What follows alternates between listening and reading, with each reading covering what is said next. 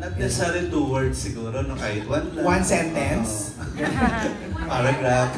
Let's give them the freedom to think kung anong ilang words, 2 syllables, sabi ni Cyril, di ba? Siguro habang nag-iisip sila, may tanong lang ako kay Direct May. Okay, let's skip muna that.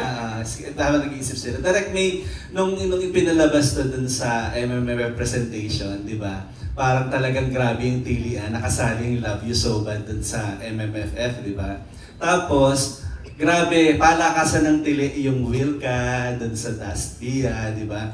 Yan, is there any pressure on your part na give them kumbaga equal scene or equal parang presentation ng this movie na hindi magagalit yung fans? Bakit mas maraming magandang scene kay Wilka kaysa kay Dustin? Parang ganun. Actually, when we were filming it, may tali ako. Oh, nakailangan ng ganyan na. Wait, yung scenes di ganyan. As in, really, we're counting. No. And then, parang ibinabalanse namin. Tama naman. It's not so much yung parang yung thinking of course, we're considering, syempre, they have a huge following and that's a major consideration, that it's going to be fair. There's equal exposure and it's balanced. But more importantly, ang sinundan namin ay yung kwento. Kailangan pa rin syempre na, the story is really what is most important here. But it's always, as in, we're always checking, pag nag-creative meeting kami, oh wait, balansehin natin. It has to be fair, ganyan. Wait, too much na ba yung ganito?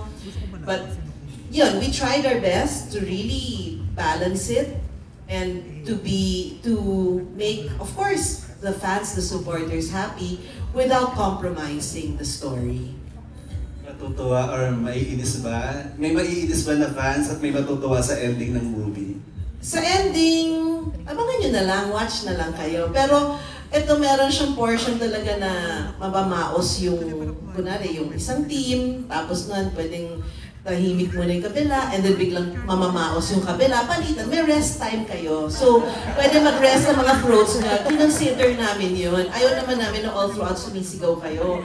So, pero by the end of the movie, I assure you, kailangan nyo ng lozenges. At kailangan nyo ng tubig to clear your throats kasi sisigaw at sisigaw kayo. Huwag lang kayong magkasakitan, please. Thank you, Direka. Yan, back to balikan na natin, Alan. Siguro naman nakaisip na sila.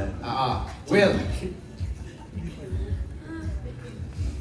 Who wants to go first? Kung sino may naisip na? Si Bianca, meron na dun sa dalawa. Ako siguro not as myself, as Savannah. Okay. As Savannah, madali lang naman. Love you, my savior, and love you, Mr. Sungit. Pwede. As character. Will, ikaw, Dustin.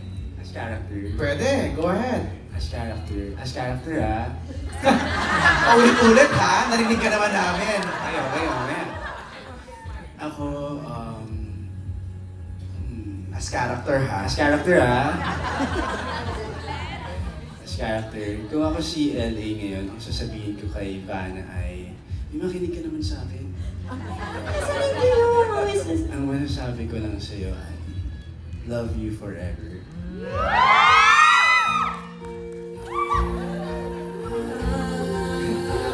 As character. As character yan.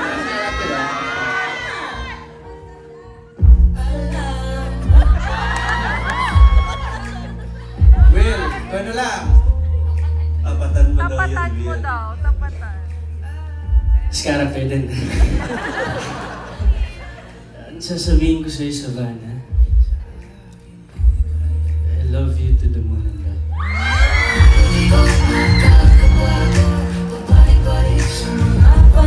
Alright, thank you Ala. Oy, Thank thank you. you ha. Okay na yan.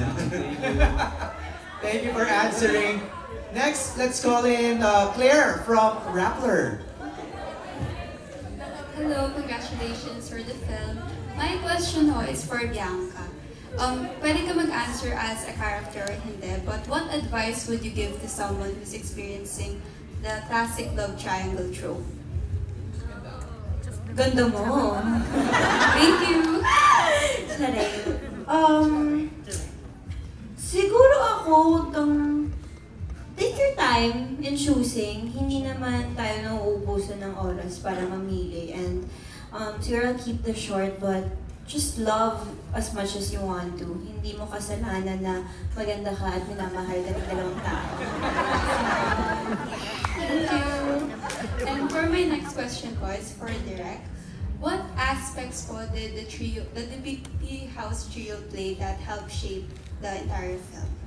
I'm sorry? What aspects po during the TBB House that the trio played in helping shaping the film? Marami. Actually, marami. I'll just identify some. But in terms of dynamics, without spoiling it, of course, that's why I have to just limit it. First skills, like Dustin, we saw na nabitin siya sa pool ng TBB. So, binigyan namin siya ng isang mahabang pool talaga dito. The dynamics, hirap kasi I might spoil the movie eh. Tapos nun yung si Vic being the good son, nation son. And that's also a part of his character dito. He's also the good son. And then for Savannah, for Bianca, her dynamics with the two, when you watch it, you'll know. I think when you watch it, you'll know. So I don't want to specify because I might spoil it. But definitely, when you watch it, you will really, really, really know. Wait, I'm curious lang din, how close are your characters to your real-life personalities? Gaano ka-close? Siguro, malapit sa akin kasi kagaya nga ng sinabi ni Direk May, malapit siya sa nanay niya. Okay. Mababahal siya sa family niya. And pag meron siyang gustong gawin, gustong abutin, talagang gagawin niya, ibibigay niya yung 100% best niya. So, malapit din naman talaga. Okay, you may go out muna. Thank you po. Magsi-CR na si Will. Go Will. Sasama daw po sa dalawa. Nakakaloka tong cast member. Okay, wait. Oh, sige. Dustin, ikaw muna. How close is your character to your real life? How close is my character? Adventurous, di ba? Parang ganun eh. I would say same kami kung paano kami magmahal sa isang tao.